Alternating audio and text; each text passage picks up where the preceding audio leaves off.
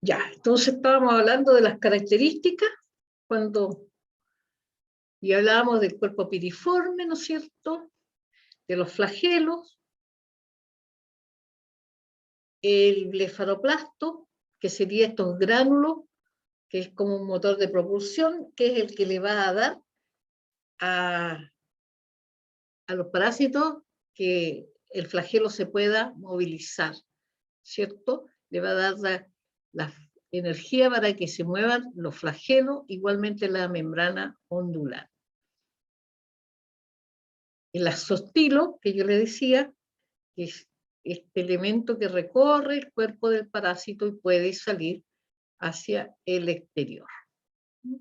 Estos acá son gránulos. Este de acá es un núcleo, en este caso de este parásito un núcleo grande.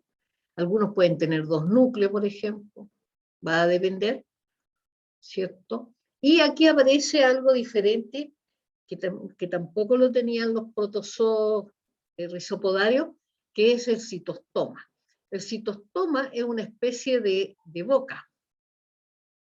Es una especie de boca que en realidad no se alimentan a través de ellos, en general, ¿no? Pero ya es una evolución, digámoslo así, a nivel de los protozoos flagelados. ¿Ya? Entonces, algunos de ellos tienen, otros no lo tienen, ¿no? O sea, son elementos que podemos encontrar, ¿ya? Por ejemplo, en este caso que tenemos acá, no está el citostoma. Esto que está aquí, por ejemplo, es una barra parabasal que aparece también en algunos flagelados. Y la membrana ondulante de la cual ya hemos hablado, ¿no es cierto?, que va a recorrer una porción del cuerpo del parásito. Este flagelo va a tomar el citoplasma y le va a permitir también al parásito movilizarse. ¿Ya? Características morfológicas. Los flagelados tenemos hábitat en el huésped, vamos a tener algunos que se van a ubican en distintos locus, es decir, tenemos flagelados, protozoos flagelados que se van a ubicar en distintos lugares, ¿no es cierto?, del organismo, cuyo hábitat va a ser diferente. Entonces vamos a tener los flagelados de las cavidades, donde tenemos, bueno, el intestino, porque el intestino como tiene un lumen, entonces pasa a ser una cavidad, ¿ya? También vamos a tener unos flagelados a nivel vaginal. Tenemos flagelados tisulares, que se van a, su hábitat va a ser los tejidos, ¿ya? Por lo tanto, tienen distintos locus, o sea, distintos protozoos flagelados tienen sus hábitats, ¿no es cierto?, en distintos locus, en distintos lugares, por ejemplo, intestino, vagina, tejido. Hay unos que son también de la cavidad bucal, ¿no?, que se pueden encontrar entre estos parásitos. Vamos a ver ahora los comensales. Al revés de la otra vez que vimos primero el parásito y después el comensal, vamos a ver los flagelados comensales, ¿ya? Y acá vamos a tener que dentro de los flagelados comensales vamos a tener los de el género Embadomona o Retortamona, ¿ya? Embadomona o Retortamona. Ese es el género. Tenemos el género Enteromona y el género Chilomastis, ¿ya? Estos son flagelados comensales. Su nombre lo está diciendo, ¿no es cierto?, que es del intestino. El Chilomastis también es un flagelado comensal intestinal.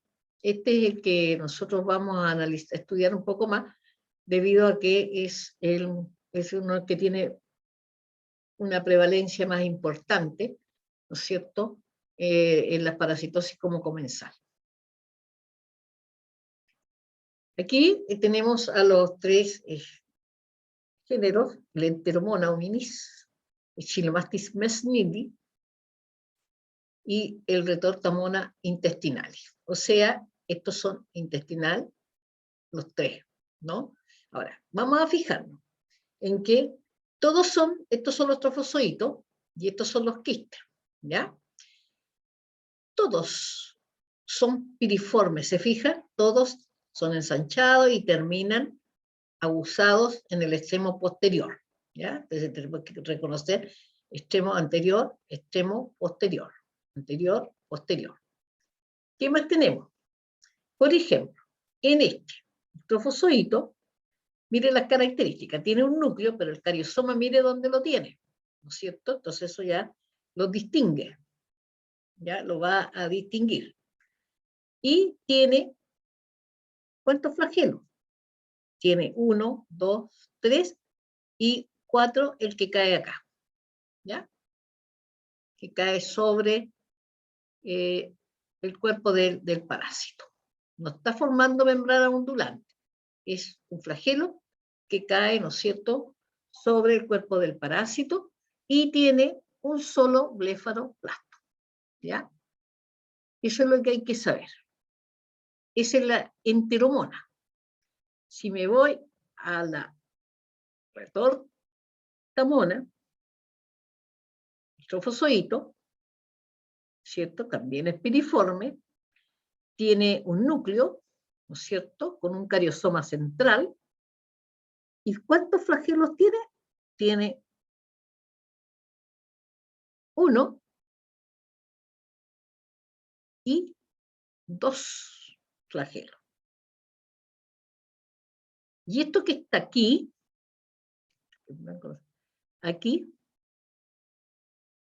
eso que está ahí, es el citostoma. O sea, de esto tiene citostoma. ¿Fija? Este tiene citostoma, ¿no? ¿Y tiene cuántos flagelos? 2. Este no tiene citostoma, ¿ya? Este tiene citostoma. Este tiene 4 flagelos, este tiene 2 flagelos, para que vayan viendo ustedes, ¿no es cierto?, la diversidad. ¿Mm? Después tenemos el Chilomastis. El Chilomastis, ustedes se fijan, tiene un núcleo cuyo cariosoma también está un poco excéntrico. Está excéntrico, ¿no es cierto?, adosándose un poco a la pared nuclear interna. Tiene un citostoma, que es este que está acá, ahí. ¿Tiene cuántos flagelos tiene? Tiene 1, 2, 3, 4, porque acá hay uno que cae sobre el flagelo. Este es un elemento parabasal. Este lo vamos a ver más en detalle, ¿no? Pero para ver la diferencia con los demás. Entonces, este tiene acá, pero tiene una característica diferente, es piriforme igual, pero se fija que aquí está como enroscado. Inclusive su movimiento es como un sacacorcho, ¿no es cierto? Como una espiral, ¿ya? Entonces tiene una estructura espiroidea que lo hace, ¿no es cierto?, que va a girar como lo hacen los sacacorchos cuando uno los va introduciendo, ¿no es cierto?, va haciendo un movimiento espiroideo. Si nos vamos a los núcleos, perdón, a los quistes, tenemos que el quiste de la enteromona es elíptico. Esto es elíptico, para que vayan conociendo ustedes y se vayan acordando. Quiste es elíptico, tiene 4 núcleos, todos con sus cariosomas adosados, ¿no es cierto?, en la pared celular, y 2 están en un extremo y 2 están en el otro extremo. ¿Ya? Sí. Y no se observa ni un flagelo en el quiste. Lo que quiere decir que los flagelos acá, ¿no es cierto?, fueron eliminados cuando pasó a la etapa quística. En el caso de la retortamona, esto es más piriforme, porque tiene acá un levantamiento, ¿cierto? Aquí, que se aguza aquí en la parte, ¿no? Es como esférico aquí, pero de ahí toma esta forma, por eso es que pasa a ser piriforme. ¿Qué se observa dentro de él? Se pueden observar los flagelos, se puede observar el núcleo, un solo núcleo, ¿ya? Y obviamente esta es la pared quística, todos tienen que tener su pared quística. Y este es el del chilomastis, que uno generalmente lo va a observar, ¿no es cierto?, con esta parte piriforme también. Esta es como muy hialina, no es igual que esta, ¿se fijan? Acá hay una diferencia, ¿no?, entre que esta es como hialino, tiene un núcleo que siempre generalmente está hacia el lado, ¿ya? Se le observa el citostoma y parte de los flagelos, como unos restos de flagelos.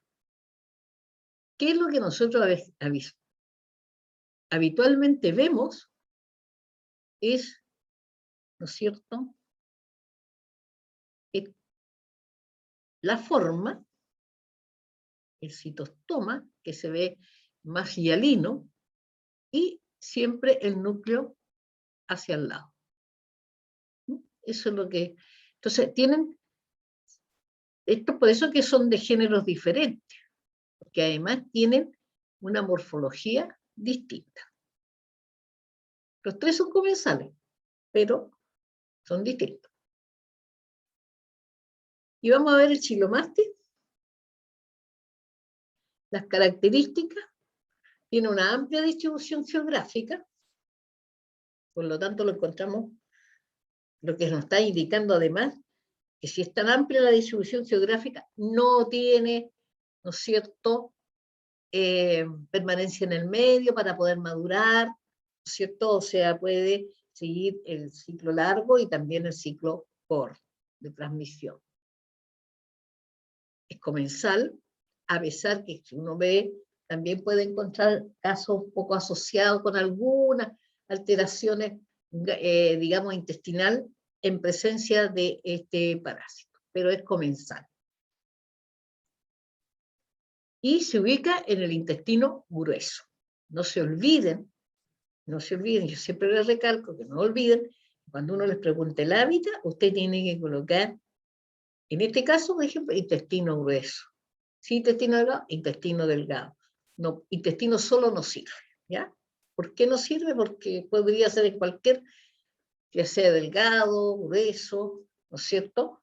Y lo que significaría que cualquiera podría ser el hábitat y no, y ellos tienen un lugar específico. Acá tenemos un esquema que nos va para mostrar la morfología, ¿ya? Y acá tenemos que el tamaño mide de 13 a 24 micrones de largo, o sea, de aquí hasta acá, ¿ya? ¿Qué característica tiene? Es piriforme, ¿cierto? ¿Qué otra cosa tiene importante? Vamos a ver por partes. Con respecto al citoplasma, el citoplasma es vacuolado, granuloso, ¿ya? Ahí es con respecto al citoplasma. Muchas vacuolas, granuloso. Por lo tanto, ¿no es cierto? ¿Qué más tiene?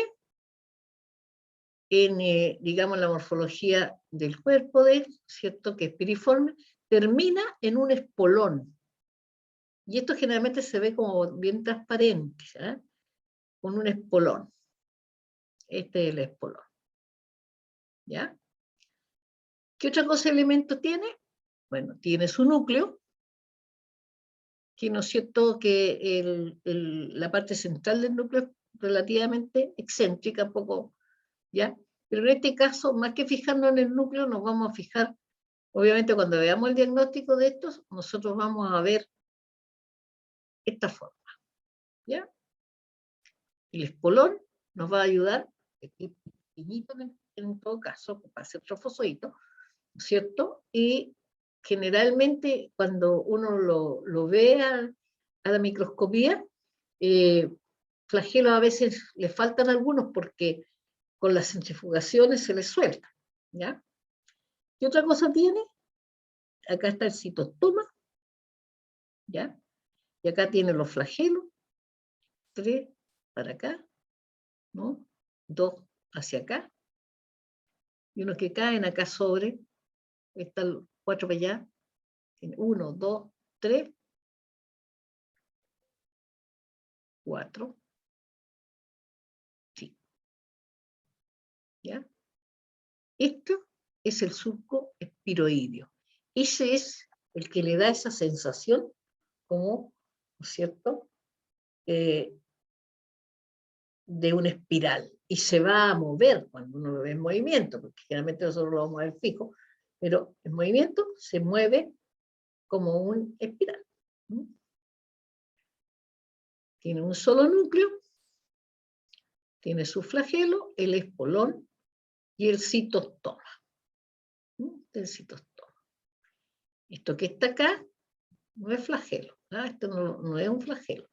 Este es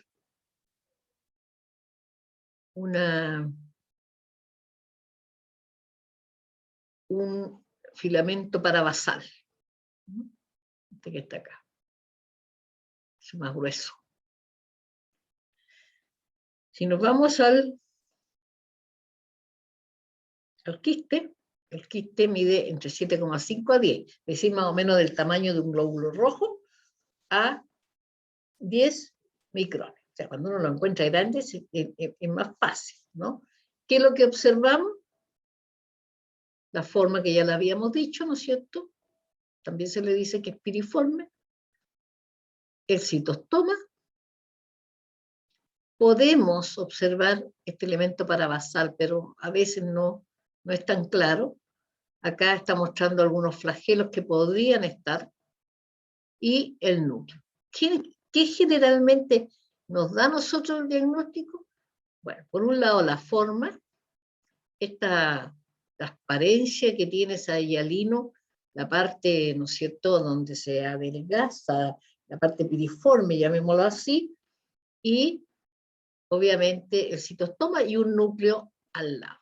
Siempre está al lado, no como acá, ¿no es cierto?, que está en el anterior, acá no, está al lado. ¿Cuál es el drama de esto? Como ya le he dicho varias veces, estas son esferas, son esféricos, o tienen cuerpo, ¿no es cierto?, tienen volumen, y por lo tanto, yo lo podría ver como una esfera, ¿no? Como se ve, por ejemplo, la nana, así, esférica. Pero voy a ver estas dos cosas, ¿ya? Y si tengo duda, que no se visualizan muy bien, tengo que, obviamente, si estoy sospechando, busco a ver si encuentro otro que se le vea esta parte. Porque esto se ve como una pepita así. Es bien característico porque se va aguzando más, un poco más que lo que se ve acá. Es bien como aguzado aquí, se aguza, pero tiene esto, que esta puntita es, digamos, refringente y hialina, ¿ya? Y ese es el Chilomastix nili. Hay diferentes formas, hay quien lo escribe con 2 i, hay uno que lo escribe con una sola i.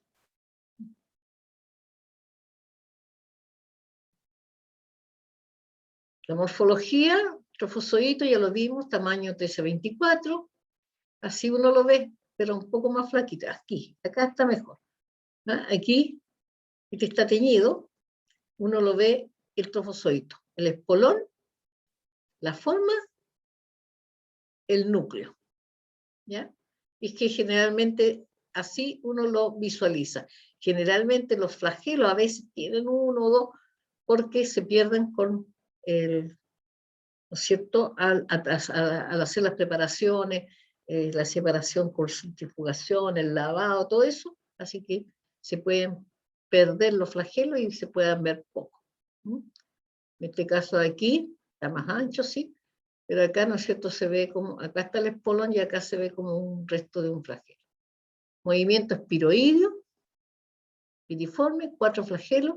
En realidad, ustedes vieron que en algunos tiene 5 flagelos y el citostoma. El quiste, tamaño 7,510. Piriforme también se le dice, ¿no es cierto? Un núcleo y el citostoma. El núcleo es grandecito, no es pequeño, es un núcleo más o menos grandecito, ¿cierto? Y uno le ve acá el citostoma. Y a veces el citostoma encima tiene como un flagelo a veces, como que lo divide. Vamos a ver más carácter. Así lo vemos nosotros. Así lo vemos. Cuando es grandecito, se ve en esta forma. Acá se ve casi transparente, ¿no es cierto? Hialino. Acá está la parte granulosa. Y esto que está aquí es el núcleo. Y esto que está acá es el citostoma. ¿Ya?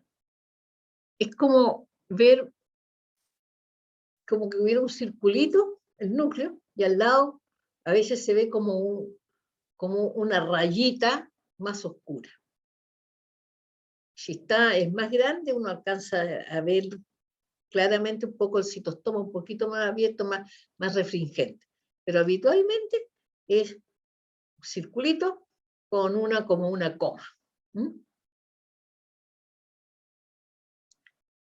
Y eso sería con respecto, ¿no es cierto?, a las generalidades y a los, digamos, comensales que nosotros vamos a ver habitualmente el Chinomate en el laboratorio. Y vamos a pasar entonces a ver el flagelado intestinal patógeno más común, ¿ya?, de una alta frecuencia, sobre todo en la población infantil, que produce la patología de la giardiasis, ¿ya?, que sería una infección intestinal, una enteroparasitosis, cuyo agente causal es la Giardia lamblia, que también, como sinonimia, se ha usado la Giardia intestinalis o la Giardia duodenalis, ¿ya? O sea, esos 3 nombres, ustedes lo pueden encontrar inclusive en la literatura y están hablando del mismo parásito. En los primeros tiempos, ¿ya?, digamos, la Giardia, por allá por el año 1940, por esa época, se consideraba que era un comensal. Y después, mediante los estudios que fueron avanzando, ¿no es cierto?, se estableció que no era tan comensal, que en algunas personas funcionaba como asintomático y que en otros producía, ¿no es cierto?, sintomatología con alteración a nivel intestinal. Y se le llamaba Giardia lamblia. Por eso que se le decía también a la infección intestinal, se le decía lambliasis, ¿no? Giardiasis o lambliasis, se le nombraba. Después se vio, más adelante, se decidió y se pensó que la giardia era una y la lamblia era otra. O sea, eran 2 parásitos distintos.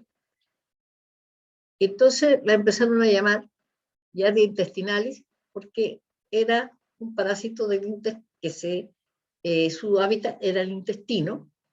Después le dijeron duodenalis para ubicar más el hábito a través de la parte duodenal, ¿ya?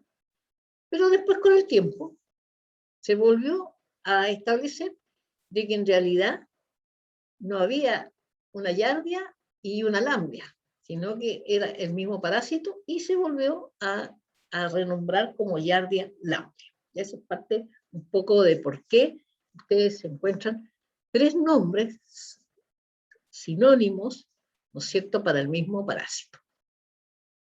Género es igual para todo, pero cambiaba, ¿no es cierto?, la especie. Entonces, si yo lo veo a simple vista, yo puedo decir que esta es una especie, esta es otra especie, esta es otra especie. No, es una misma especie que fue recibiendo nombres en distintos momentos. Desde el punto de vista epidemiológico, es de distribución mundial, ¿no? Y tiene una alta distribución mundial, sobre todo en la población infantil. La prevalencia,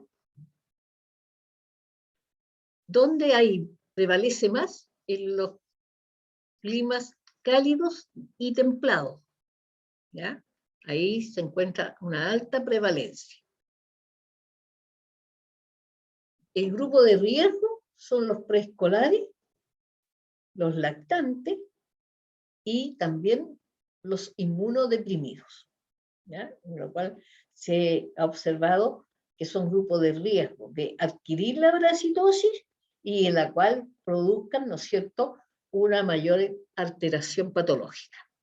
Por eso son grupos de riesgo. Y tienen mayor prevalencia también y mayor, digamos, son más susceptibles de adquirir esta parasitosis. Se entienden los preescolares porque son niños y todos que todavía no han adquirido hábitos y este parásito se puede transmitir por el ciclo largo o por el ciclo corto. ¿Cuáles son los factores de riesgo que habría, ¿no es cierto?, para adquirir esta parasitosis? El mal saneamiento ambiental, obviamente, y los hábitos higiénicos inadecuados. ¿Por qué? Porque la vía es la vía oral, por lo tanto es digestivo, va a ingresar a través de los alimentos, del agua, ¿cierto? Directamente se puede transmitir por el ciclo corto, por lo tanto aquí el manipulador de alimentos adquiere importancia como transmisor de la parasitosis, es una fuente, como fuente y para la transmisión. Y también, obviamente, los hábitos, ¿no es cierto?, que como afecta a la población infantil, donde el hábito todavía no se ha adquirido claramente, estamos hablando de los preescolares, se transmite con facilidad, ¿no?, entre un niño y otro. El niño va al baño, no se lava las manos, tiene el hambre, ¿no es cierto?, y se la transmite al compañero, ya sea a través de tomarle, no sé, los lápices que después se lo llevan a la boca, convidarle de una fruta, lo que sea, ¿no? Entonces, los hábitos higiénicos inadecuados van a contribuir y el mal saneamiento ambiental.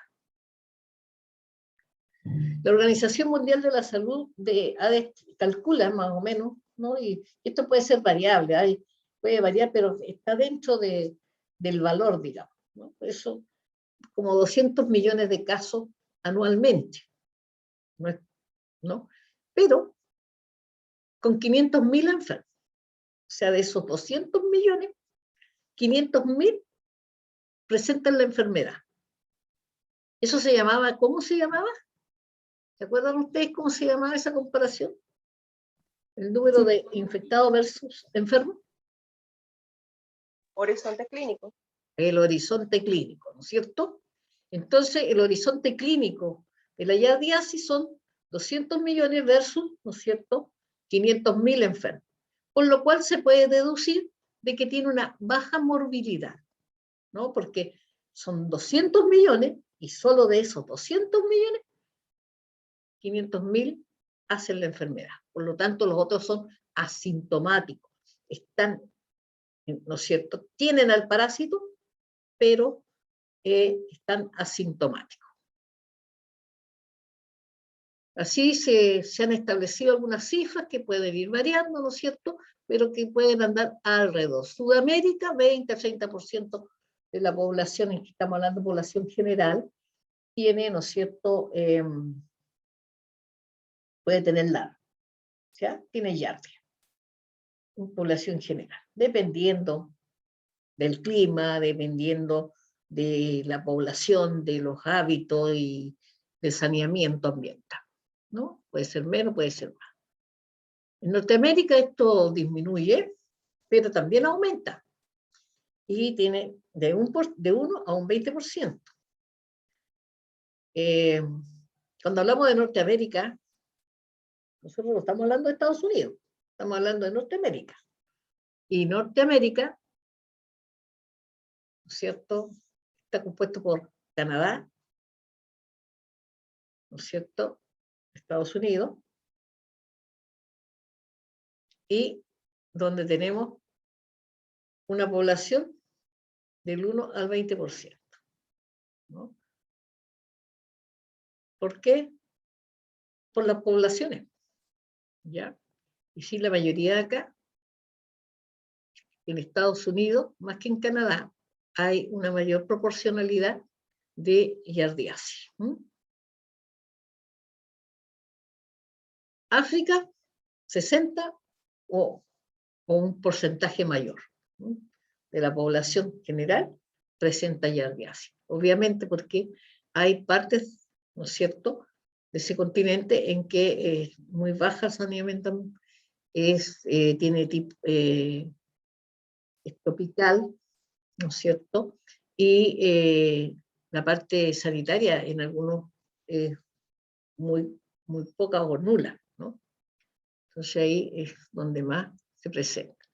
En Chile, estudios que se han hecho, este es uno que hicimos acá en Arica, en una población infantil, para que se den cuenta de que existe, ¿no es cierto?, ser asintomático. Esto se hizo en niños que iban a su control al consultorio, el control del niño sano, que se llama. Entonces eran lactantes y preescolar, eran chicos. Y de todos los niños que se estudiaron, el 42% tenía giardia y no tenían síntomas porque ellos iban habitualmente a su control a hacer, ¿no es cierto?, el control médico que se le hace a los niños. Pero tenían el parásito. ¿Ya? Eso es para demostrar que existen muchos que pueden tener al parásito y ser asintomáticos. La giardiasis, el estado infectante es el quiste. Siempre generalmente van a ser el quiste, ¿no es cierto? Este es un quiste que también tiene que estar maduro. Cuando está maduro presenta 4 núcleos. El hábitat intestino delgado. ¿Dónde el intestino delgado? El intestino delgado, y la primera porción del yeyuno es donde nosotros se va a instalar, ¿no es cierto?, la giardia.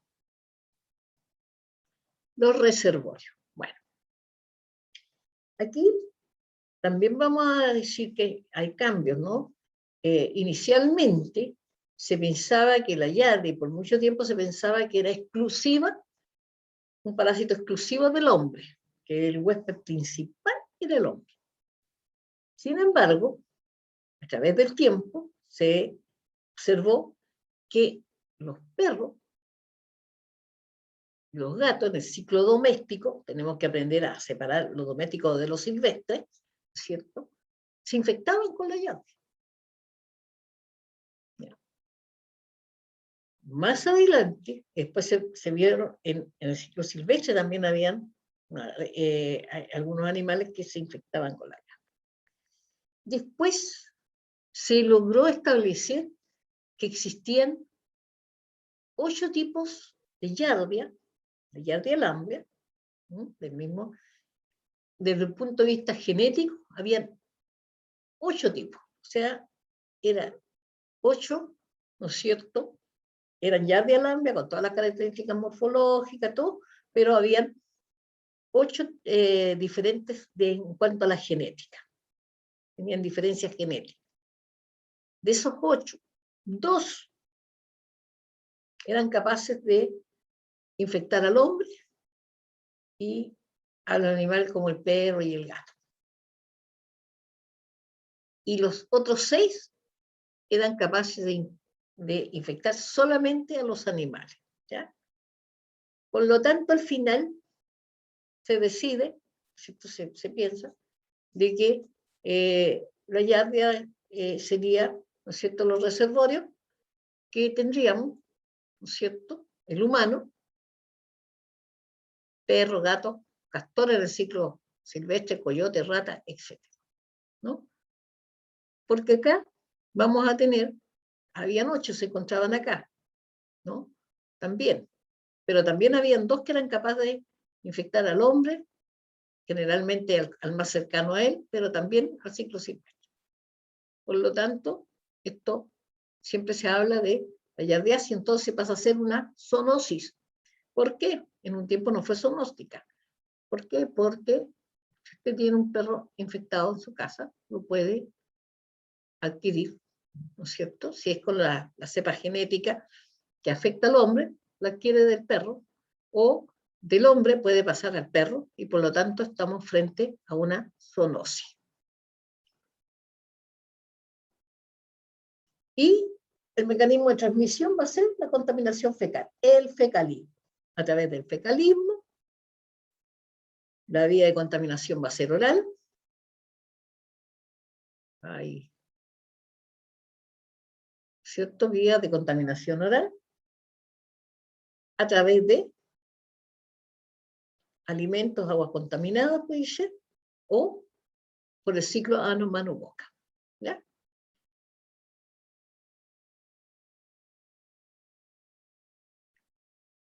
Los reservorios, para mostrar nomás, ¿no es cierto? El perro puede tener la yardia, tiene el quiste, que es la forma infectante, se puede inclusive reinfectar, porque las formas infectantes de los quistes salen casi ya maduros, el gato, el niño, ¿cierto? Aquí tenemos una zoonosis.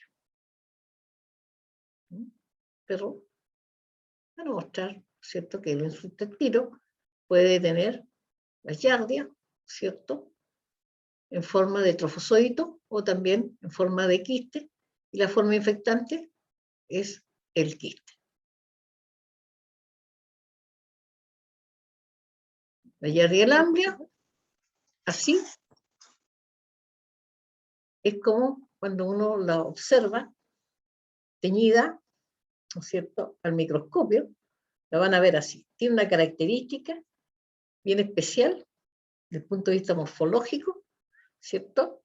Muchos dicen que tiene una cara de monito, porque tiene 2 núcleos del trofozoito, ¿cierto? Acá tiene los flagelos, que tiene 4 pares de flagelos. Este es un elemento parabasal, ¿no? Entonces, cuando uno lo ve, ahora, cuando ustedes lo observan a microscopía después de haber elaborado el trabajo sobre la muestra, centrifugar, ser extendido, el teñido, generalmente ya los flagelos no están. Y ya lo vamos a ver después en nuestra diapositiva, a donde van a estar solamente, van a poder distinguir. Este es el axostilo, que tiene un axostilo, sus 2 núcleos, ¿cierto? Y también esta parte se puede distinguir, ¿ya? Entonces tenemos al zoito o trofozoito, que es lo mismo, ¿cierto? Piriforme.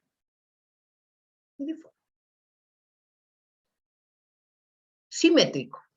¿Qué quiere decir que es simétrico? Miren, acá tiene una simetría, ¿no? Un axostilo, acá, que divide prácticamente en 2 al parásito. Acá, en esta parte de aquí, se van a encontrar los blefaroplastos, de donde van a nacer 4 flagelos. Después vamos a tener otros flagelos que nacen hacia acá y otros que salen hacia el exterior en el extremo piriforme. Mide de 12 a 20 micras de largo, ¿ya? Es decir, de aquí hasta acá, ¿ya? De 12 a 20 micras. Por 6 a 15 de ancho, que es la parte más ancha. No puedo decir que es acá, no puedo decir que es allá. Es la parte más ancha, acá. ¿Ya? 6 a 15 micras de ancho. Profesora, disculpe, el blefaroblasto que dijo, ¿cuál es? ¿Cuál es esa estructura? Tu comida es muy ¿El deliciosa. blefaroblasto? Sí. Son unos gránulos que tienen de donde nacen los flagelos. O sea, los flagelos nacen, obviamente, sabemos que del citoplasma, del ectoplasma, pero esos están insertados en estos gránulos que son como el motor de propulsión, que es el que les da el movimiento. Eso se llama un blefaroplasto. ¿Ya? Entonces, ahí pueden tener uno, pueden tener dos, pueden tener tres, depende de cada parásito. Ah, ok, profe, pero como tienen varios pares de flagelo en diferentes posiciones, entonces los blefaroblastos estarían en el nacimiento de cada flagelo. No necesariamente, porque estos pueden nacer acá y acá mismo, pueden caer hacia acá. ¿Ya? O estos que están aquí, a través de esto, salen estos otros que están acá. Caen hacia afuera. Ah, ok, profe, gracias. No, depende, y cada parásito tiene distinta cantidad de blefaroplastos. A veces tiene un blefaroplasto del cual nacen todos los flagelos. Tiene 4 pares de flagelos, ¿ya? Que es lo que yo les decía. Aquí lo importante es lo siguiente, que de estos 4 pares de flagelos tienen 2 de la parte ventral que sale acá. Tienen 2 que son continuidad, sale la continuidad del axostilo, o sea, la parte del extremo. Tienen 2 que nacen en la parte ventral, pero en el lado anterior. Y tienen otros 2 hacia atrás. ¿Ya? O sea, están distribuidos. ¿Qué propiedad le da a este parásito esa distribución? Este trofosodito puede avanzar hacia adelante, hacia atrás y puede girar. Sus flagelos le permiten ese movimiento, porque en otro flagelo le va a permitir solamente avanzar hacia adelante. ¿No? Este no. Él puede darse vuelta, avanzar hacia un lado, avanzar hacia otro. Y obviamente que tenemos el axostilo, ¿no es cierto?, que recorre este cuerpo del parásito. Además, cuenta con un disco suctor. Ese disco suctor le permite adosarse firmemente a la mucosa intestinal. Entonces, este parásito tiene esa posibilidad de llegar al hábitat y adosarse a la mucosa, de tal manera que se mantiene más como trofosito adosado que, a menos que haya una gran cantidad, que aparezcan, ¿no es cierto?, los trofosoditos en las heces que estén en el lumen. En el lumen están los quistes. Algunos de ellos se van a encontrar como quistes y otros que van a estar adosados, ¿no es cierto?, a la mucosa intestinal. Eso va a producir alguna alteración. Entonces tenemos el disco suctor, que es poderoso. Ya vamos a ver una diapositiva acá que se puede ver. Aquí está la morfología ahora de cómo está el cuerpo, porque si yo lo miro, lo puedo ver así como de frente, ¿no es cierto? Aquí lo estoy viendo de frente. Piriforme. Acá lo estoy viendo de perfil, o sea que si yo lo doy vuelta, como ya le he dicho que esto tiene un volumen, voy a encontrar que tiene una cara cóncava y una convexa. En la cara cóncava se encuentra el disco suctor, aquí. ¿Ya? Si están los núcleos, ¿no es cierto? Acá tenemos los flagelos, hasta otros que caen acá, aquí. Y entonces, ustedes lo dibujan de perfil, va a tener que tener la cara convexa y la cara cóncava. ¿Dónde van a poner el disco suctor? En la cara cóncava. En el lado cóncavo, ahí, del perfil. Cuando lo ven acá, no distinguen mucho al disco suctor. Aquí, el flagelo que yo les decía. Acá sale la parte ventral, ¿no es cierto? Estos nacen de aquí. Estos son los blefaroplastos que están acá. Aquí nacen este y este flagelo. ¿Ya? Y estos que vienen acá. ¿Se fijan por qué? Porque si ustedes miran, de acá van a nacer los flagelos terminales. ¿Ya? Lo importante aquí es saber, ¿no es cierto? Más que saber si tiene 3 blefaroplastos, 4 blefaroplastos, puede, claro, si uno le pide un dibujo, usted lo pone. Pero lo importante es saber que el blefaroplasto, ¿para qué le sirve? ¿Cuál es la utilidad que le presta al parásito? ¿No? Eso es lo importante de manejar. El axostilo, ya dijimos, es un verdadero sostén que permite mantener, ¿no es cierto?, la forma del parásito. Y otra imagen, ¿cierto?, donde dice el disco suctor, los núcleos, ¿cierto?, los flagelos, trayendo para acá, ¿ya? El caudal, los ventrales, ¿cierto?, los que vienen de la parte posterior y los que están en la parte anterior. Así vemos nosotros. Esta es una tinción, este no es un dibujo, es una tinción, ¿ya? Así se ve. Casi no se ve, tiene acá un poquito de flagelo, ¿se fijan? Acá, el axostilo sí se va a ver. Unos poquitos flagelos que quedaron sobrevivientes, digamos, al procedimiento, ¿no? Así se ve.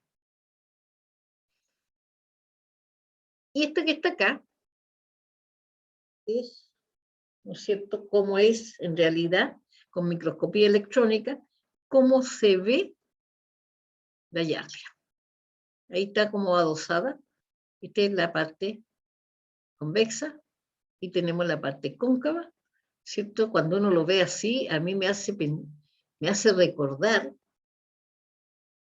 o asociarlo a esos peces que se pegan en las rocas, los pejes sapo parece que se llama, que tienen también una forma así de adhesión y también tienen una parte más convexa y una más cóncava. Y esa es la morfología que tiene. Y ahí están obviamente sus flagelos. Esta parte de aquí es la que se ve generalmente acá. Ahí. Esta parte de ahí. Y el quiste es elíptico. Esto es elíptico, ¿cierto? O le pueden, se dice elíptico, pues también se dice ovalado. ¿Eh? ¿Qué tiene el quiste maduro? El quiste maduro tiene 4 núcleos que están rechazados hacia un extremo. Se observa el axostilo y se pueden observar restos de flagelo y el disco suctor está plegado. Eso es lo que se puede observar. Ese es un dibujo, ¿no es cierto?, de lo que uno observa. Y una cosa bien importante acá, que la pared quística, que tiene la yardia, a veces está separada del parásito. Y a veces el parásito deja mucho espacio entre la pared quística y el parásito, ¿ya? Además, hay que hacer notar que la pared quística de la yardia es muy, digamos, muy resistente. Resiste el agua potable, ¿ya? El agua potable, es decir, el cloro que tiene el agua potable lo resiste. Por lo tanto, si el agua potable está contaminada, esta yardia es viable de producir un proceso infeccioso. Porque el quiste es muy resistente, resiste bajas temperaturas. tiene una alta resistencia.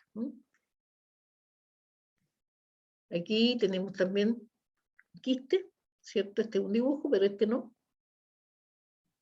Que habitualmente ustedes van a poder visualizar y les da la pauta para informarlo, es la forma, el axostilo. El axostilo a veces generalmente se va a observar. Se va a observar el axostilo y se ve refringente. No sé si ustedes todavía tienen claro lo que es refringente, pero la refringencia permite, ¿no es cierto?, que sea un poquito, generalmente se ve con la luz que uno usa, un tinte medio verdoso, pero tenue, ¿no? Que no tiene gránulos, no tiene nada. Eso es refringente, permite que se vea la luz, ¿no? Y lo marca. Entonces uno logra verlo.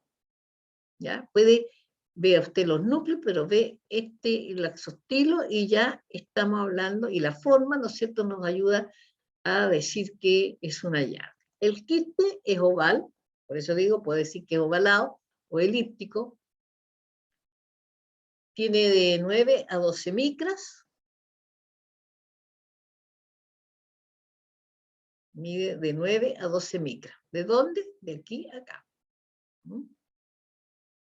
Ahí. La pared quística tiene de 2 a 4 núcleos. ¿Por qué? Porque inicialmente el trofosodito, ¿cuántos núcleos tiene? 2. Cuando recién está cambiando, usted lo va a encontrar con 2.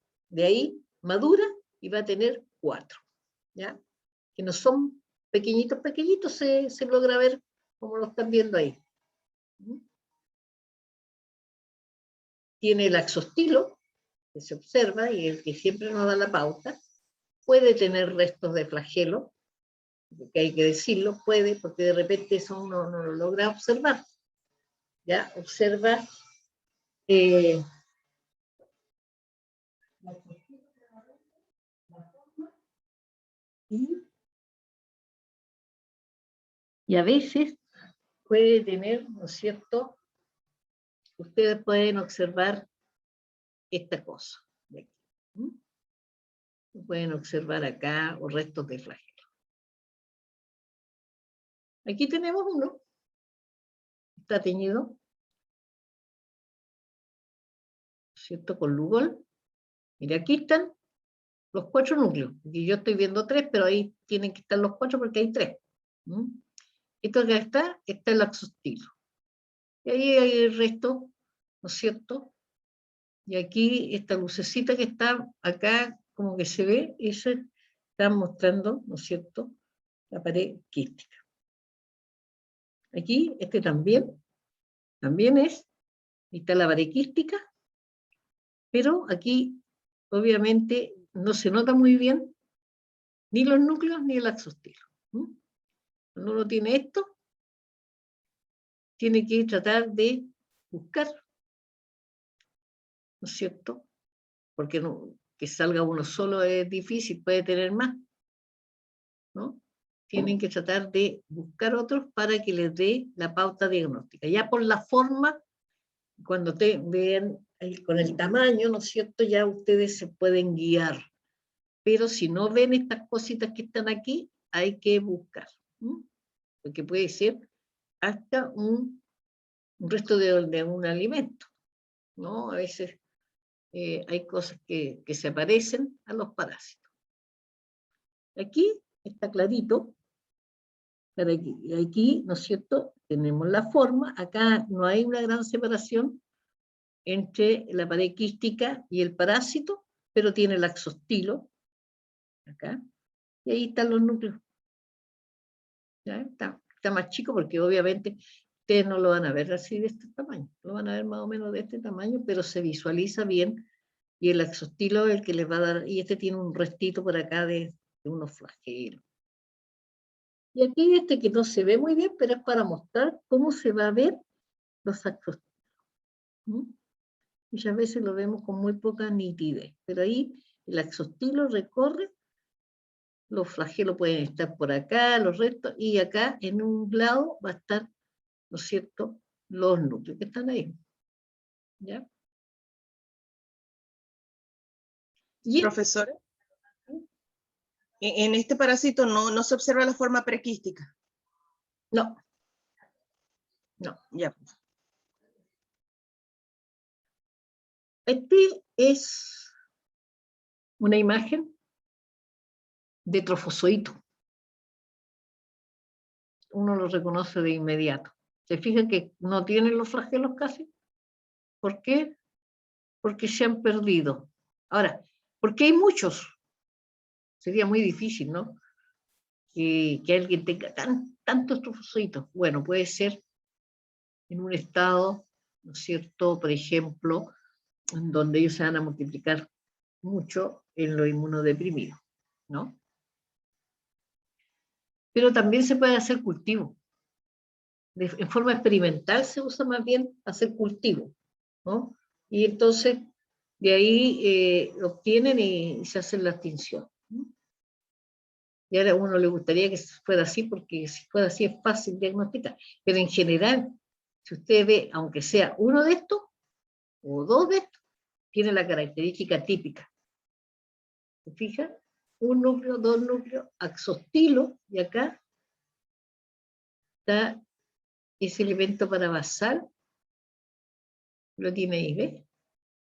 Todo lo tienen, este tiene una tinción dicrómica también. Por eso es que ustedes ven unas cosas teñidas como media fucsia y otras cosas azules. Y acá, a pesar de no estar claro, que está con Lugol, esto es lo que pasa cuando uno el Lugol lo usa muy cargado. Entonces nos echa a perder la parte morfológica. ¿Ya? Acá se ve el axostilo. Pero acá yo quería mostrarles esto. ¿No? No vayan a pensar que este es un trofozoito o algo que es con un pseudópodo, no. Esta es la separación que se produce en la yardia, en que la pared quística queda más, digamos, el parásito adentro es como que se puede recoger más. Y se nota la separación. En algunos no va a haber la separación y en otros sí esa separación. Con respecto al ciclo biológico, bueno, el ciclo va a partir cuando uno se infecta. Tiene que partir de un lado. Si un ciclo puede partir de cualquier parte. ¿No? A partir del momento en que uno ingiere el quiste. Para que el quiste pueda producir el proceso, tiene que estar con los 4 núcleos, maduro. A nivel del duodeno se produce el desenquistamiento. Es que quiere decir que la pared quística, por acción de los jugos digestivos, ¿no es cierto?, y del medio, recordemos siempre que el medio tiene que ser adecuado y favorable, se abre la pared quística y entonces se produce el desenquistamiento. Profesora, en este caso, ¿se acuerda que habíamos hablado de que, por ejemplo, el de la coli que tenía 8 y que cuando se desenquistaba salían 16 trofozoitos? En este caso, ¿cuántos trofozoitos saldrían? 8. Ok. Porque se divide en los núcleos. El trofozoito, ¿dónde se van a ir? Pero van a salir los trofozoitos pequeños, ¿cierto? Pero como este es del intestino delgado, generalmente, ¿no es cierto?, se queda en el duodeno y abarca hasta el yeyuno, duodeno y yeyuno. Entonces, ahí van a crecer, ¿no es cierto?, se van a nutrir, van a aumentar de tamaño y se van a instalar, ¿no es cierto?, en el mismo lugar donde se produce el desenquistamiento. ¿Y qué es lo que van a hacer? Adhesión de los quistes a la mucosa, hay un error, ¿eh? Si me equivoqué. Adhesión de los trofozoitos a la mucosa, porque el trofozoito, ¿no es cierto? ¿Qué tiene el trofozoito? El trofozoito tiene el disco suctor. El quiste lo tiene, si es que lo tiene plegado, no tiene esa capacidad, ¿no? Entonces los quistes van a quedar en el lumen, pero los trofozoitos ¿no es cierto? Por ejemplo, supongamos que nos infectamos, no nos va a infectar por un quiste, no nos va a infectar, ¿no es cierto?, una cantidad. Ya. Algunos pueden seguir el camino de desenquistarse si el ambiente es medianamente favorable, pueden haber quedado unos como quiste y otros como trofozoitos. Eso puede suceder. Entonces, quedan estos quistes, pero van a quedar en el lumen. En cambio, los trofozoitos se van a adosar, ¿no es cierto?, a la mucosa. Y obviamente que ellos también, su forma de reproducirse va a ser la fisión binaria, ¿no? Porque primero tienen que crecer, tienen que nutrirse, y ahí empiezan a dividirse para aumentar el número y poder posicionarse en el huésped. ¿Ya? Fisión binaria longitudinal. Y comienza el daño en la mucosa.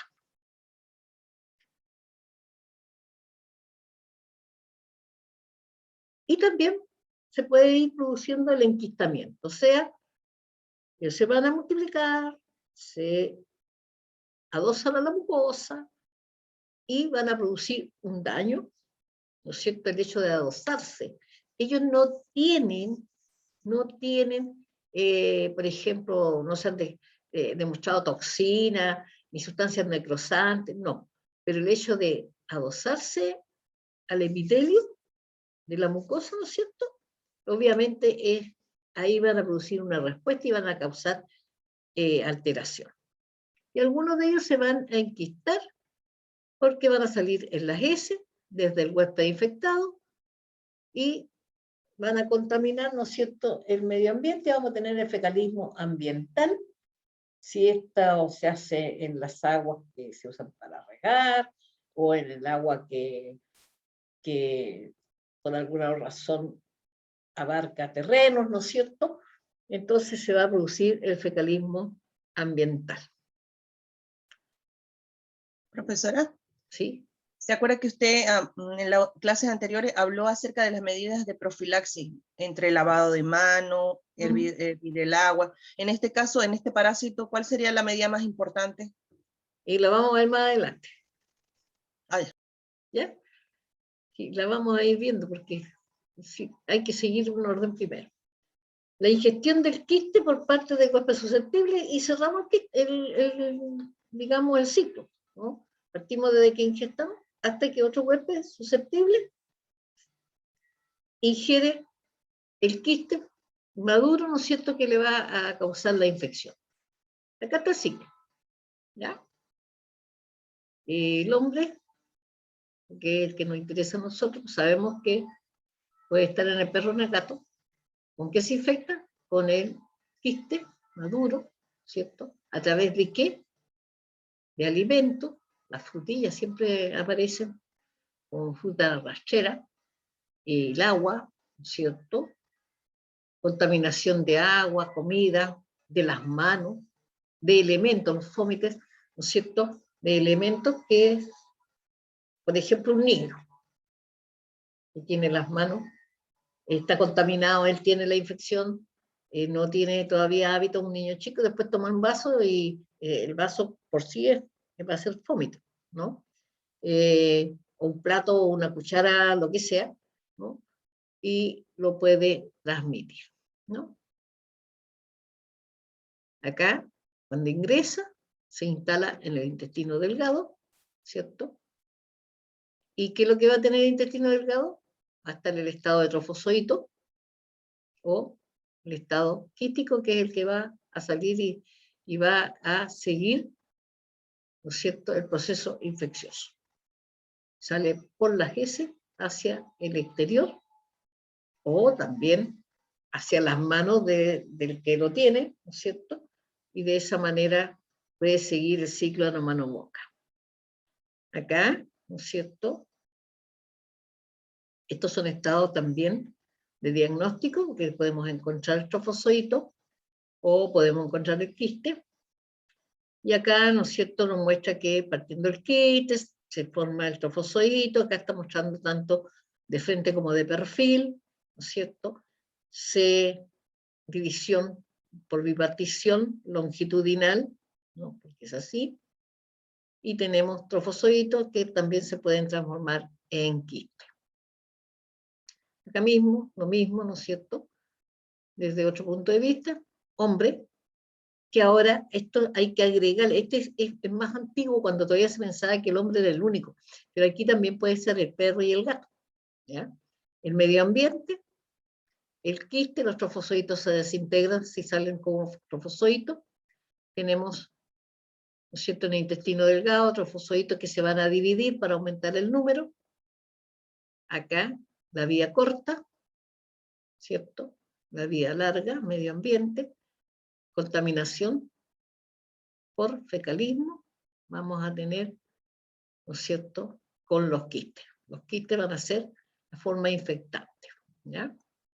El trofozoito no puede ser forma infectante porque al pasar por la parte digestiva, sobre todo la parte gástrica, donde se destruye. Son débiles. Los quistes no, pueden pasar todas esas partes sin sufrir grandes daños. ¿Profe? ¿Sí? ¿Qué dice la parte de abajo? Es que a mí me sale cortado. A ver, ¿cómo? Mire, devuelva a la página anterior, por favor. ¿Anterior? Sí. Anterior, ahí está. Abajo, no, o sea, al menos en mi pantalla sale cortado y no alcanzó a leer ¿Aquí lo que es? Sí. Quiste.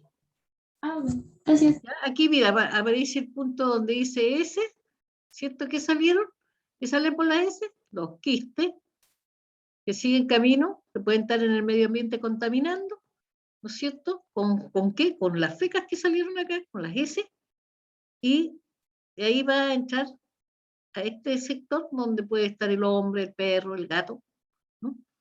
Y una vez que ingresan, se transforman en trofozoitos a nivel intestino delgado, duodeno fundamentalmente, y de ahí empieza la multiplicación, tratar de crecer, qué sé yo, ¿no es cierto? Y vamos a tener que pueden salir quistes por las S, o si salen trofozoitos se desintegran. Eso es lo que sale, no hay más. ¿Ya? Profesora, ¿Sí? cuando hablamos de la forma infectante, ¿sería correcto decir quistes tetrágeno por los 4 núcleos o quistes 4 núcleos? ¿Cómo se debería uno expresar allí de la forma infectante de la No, Yersinia? en este caso si uno habla de quiste maduro nomás. Quiste maduro. No hace Pero especificación ¿sabe de los por 4 qué? núcleos. Ajá. Porque tienen solamente 4, o sea, de 2, 4. No hay otro parásito que tenga la misma forma. No. En cambio, no pasa así. ¿Por qué tenemos que nombrarlo con la histolítica? Porque en la histolítica tenemos la dispar, que tiene 4, que la coli tiene 8, ¿no? Y también va a aparecer con 4. Entonces ahí uno limita, porque para la coli tiene que ser 8 y para la histolítica o dispar tetrágeno, 4 núcleos.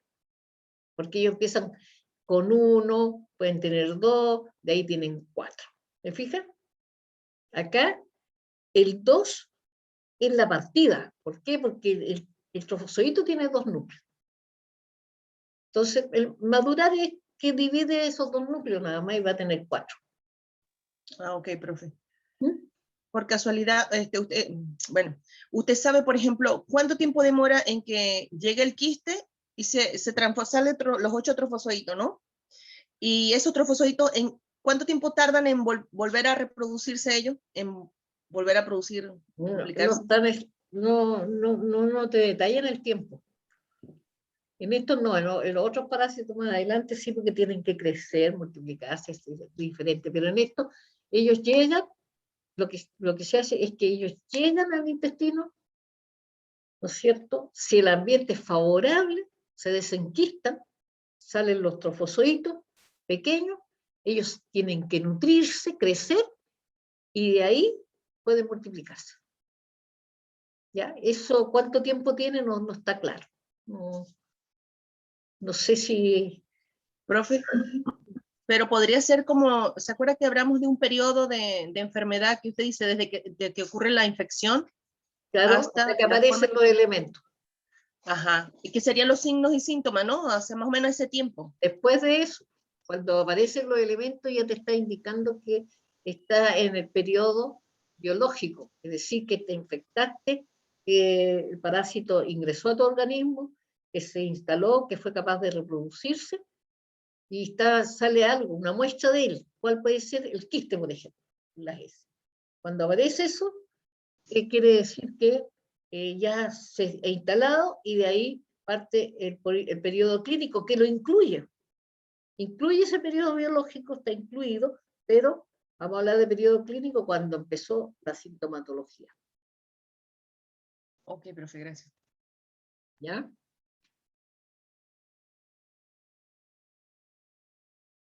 Voy a ver acá rápidamente la patogenia para quedar en esto.